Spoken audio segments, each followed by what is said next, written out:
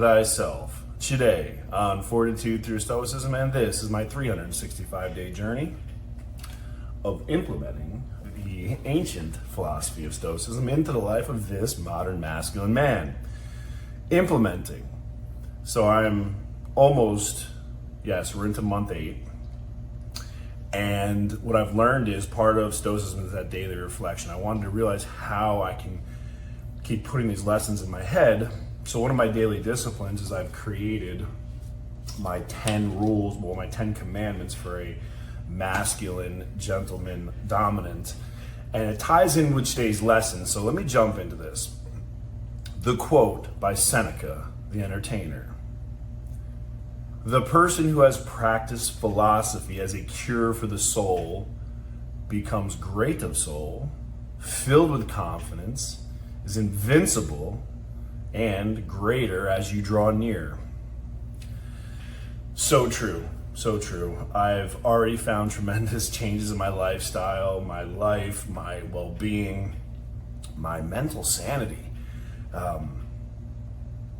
So the reason why I started this is I've talked about this, is I didn't want people to have any type of emotional control over me. You know, my ex-wife, she knew where the secret button was, just know how to press that button and get the anger out of me. But the truth is I've been practicing this philosophy, and there's a difference between ideology and actual practical application. So if I read the book and say, oh, that sounds really great, that's wonderful, one of the things in Stoicism is reflection, critical thinking. So let me just go over this to you, because this has been, and I'm not going to go through all this, but these are my 10 commandments for a masculine gentleman dominant. Number 1, embrace gentlemanly values. Today I will conduct myself with the grace, dignity, and courtesy befitting a sophisticated gentleman. My actions and words will reflect the highest standards of respect and honor, inspiring others and uplifting the values of integrity and refinement. I am in this constant pursuit of being a gentleman. Why? Because when I grew up, I was really good in business, but I grew up poor. And I was at the Ritz-Carlton in Rose Hall, Jamaica, and I was at this big fancy dinner with all these executives. And they even had purses, they even had chairs for the ladies' purses. There was all this silverware on the table. And that, of course, I know, eat from the outside in now and certain things, but at the time I looked, I was very, very confused. I didn't know what to touch. There were so many plates, so many silverwares, multiple glasses. I realized I was way out of my element. And as a dominant personality, we don't like to be embarrassed publicly, so I realized I need to learn how to be a gentleman at the table. I was in Brooks Brothers getting some clothes, and I saw this series. This is how to be a gentleman. A gentleman at a table, a gentleman would do this. So I ended up getting the whole series, and I realized, wow, I got some work to do. And today, that still continues, because in my opinion, there is nothing sexier than a gentleman who carries himself the right way. Number 2, embrace Stoicism. Today, I shall practice Stoicism, maintaining a calm and rational demeanor, regardless of circumstances. Remember, because they're external. By controlling my emotions and reactions, I will navigate challenges with resilience and poise, setting an example of strength and composure. Okay? Number 3, I call it don't be an asshole one.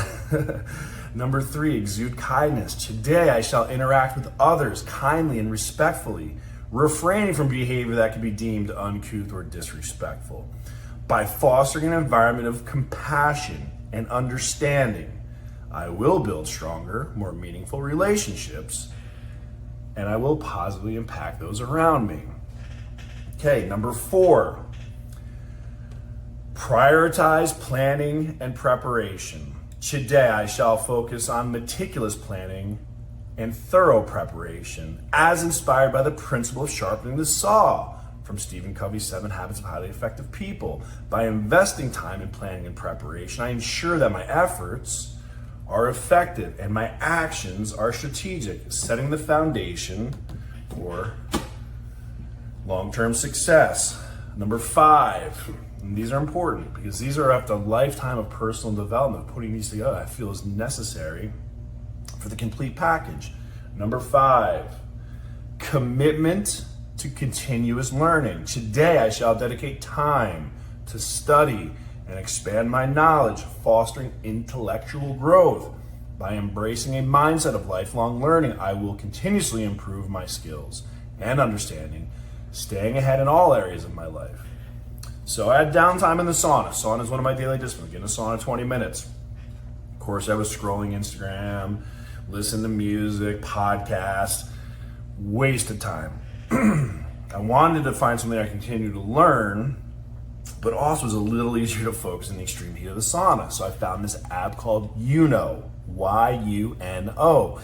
They tell stories and it helps you learn. I just learned more about the Revolutionary War in a 9-minute storytelling session than I did my entire time in school.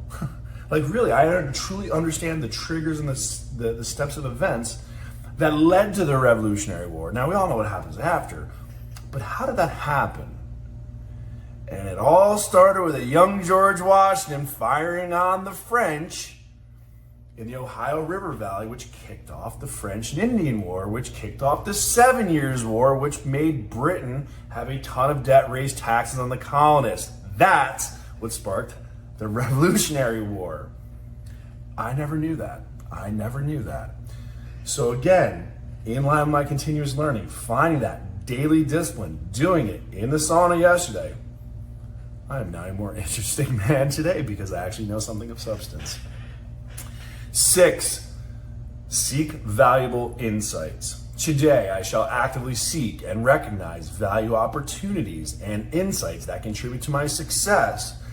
By remaining curious and open-minded, I will uncover hidden gems that can propel me forward in my personal and professional endeavors.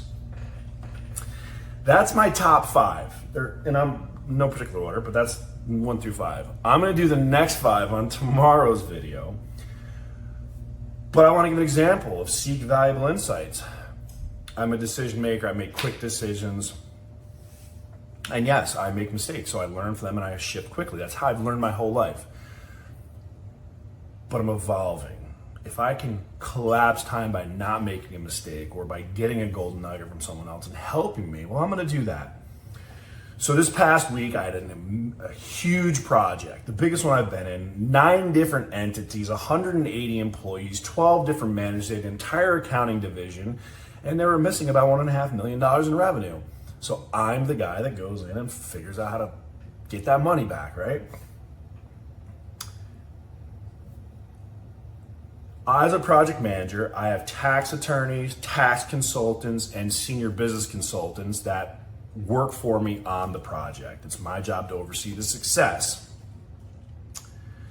Day 1, I fired my business consultant. I did. Day 1, I sent him home. I called the director. I said, listen, he's not up to my standards. I refuse to have him on the project. This is way too big. He's just not going to cut it.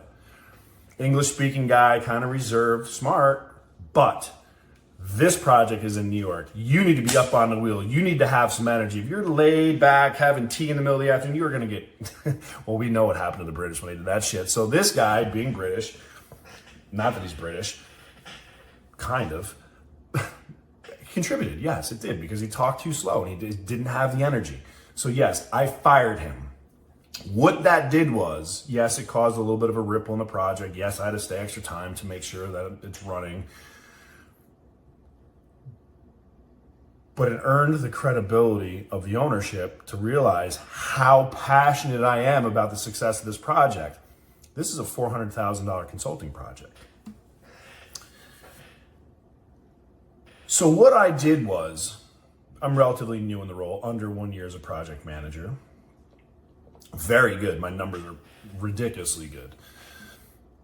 However, the number 1 guy in the company, same thing, my age, former Marine, check every box, very similar to me. He's, as we call, I'm light green, he's dark green, only difference. So I reached out to Marion. I said, hey man, had a scenario, here's the call I made, here's what I did. I owned it, because that's what ownership looks like. But I said, man, I just want to kind of tap in and see how you would have handled this. And he goes, man, you did 100% the right thing. He goes, these projects are the ones that'll pay you for a long time. It's the one that's in front of you. Like, this is the big thing. Like, I know you have to go back, but which throws me out of cycle. Doesn't matter. I did this because it was the right thing to do. I did this because that's my responsibility as a project manager. But I also sought valuable insights. And so when I was relaying this message to the director, I said, hey, here's what I did. I sought some valuable insights. We were both in agreement. There's some validation. I would have made the same decision either way. Because it's mine, it's my responsibility. It's what ownership looks like, okay? That's what ownership looks like. However, and I didn't want to be influenced by anybody's decision. That's why I made the decision, then I sought valuable insights.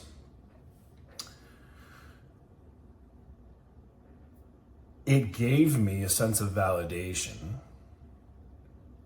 And he also offered a piece of perspective that I didn't see that I need to make an adjustment for when I fly in today, which is great. I'm very strong. I'm a very dominant force in there. So when I leave and they're looking at this consultant, like, well, who the fuck are you? Where's the other guy? There's a little bit of a power draw, a power drain, an energy drain when I leave. So he suggested really push forward the SBC on day one. Really, really push him forward, get him in there, build the trust. As soon as you feel good, you're on a plane heading to the next one. So great shift, great advice. Now, I know we went long today and I only went through my top 5 today. Remember, the topic today is a cure for the self. And that's a practical implementation of this stuff looks like. Practical application of this stuff looks like. I'm really doing this. So I know it looks like I talk on videos all the time and you're seeing the tip, but there's a lot of work that goes behind the scenes for me to be at this point. And again, the videos are only accountability. It's only accountability so that I do my videos. These are never meant to inspire, never meant to motivate, never meant to educate. Kind of like Marcus Aurelius. He went out there and wrote meditations and it was for his own personal consumption. For me, it's my accountability.